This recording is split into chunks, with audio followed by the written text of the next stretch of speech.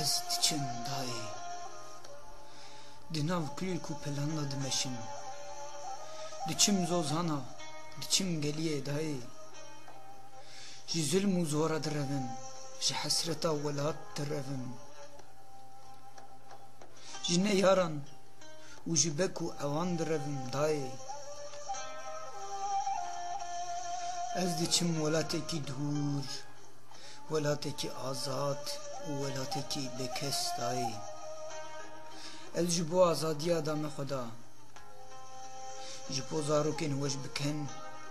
û ji bo çayekî şîn Ez diçim dayı Di nav pelên payîzê Nav çayên hêsir û nav gundên şewtiya dimeşim Ji bo rûmetekî azad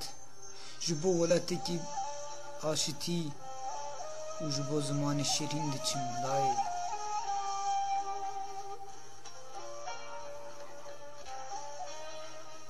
Ji bo fîtika xwe dervekim Ji bo dilên dayîkan çavbê sirgeş bikim Ji bo xweşka min rûken bê Ji bo agirê azadiyê vekeve Ez diçim dayı Rêka dûr da dimeşim Bê av û bê stran dimeşim Dayı Ez dimeşim maşitiyê Dimeşim azadiyê Dimeşim serfiraziyê dayı Ji bo behne buharê xweştir were Ji bo pelên darên me şîn bibin Ji bo stranên me baştir bêştin Ji bo helbestên me were nifsandin Ez diçim ji bo meşa azadiyê dayı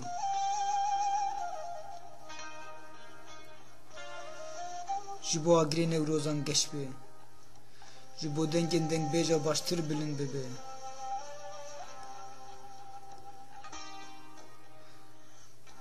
Ez diçim ay şêrê xwe Li min helal bike Ez jî zanim girê te bikule Ji zilma neyaran Girê te dişewitî baş zanim dayê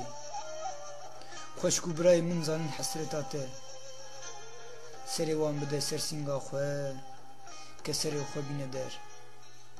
Dayê Kefiya min bîn bike dayê Zinarê navê min de binere Ez diçim dayê Dilê xwe nirm bike û li xwe baş binere dayê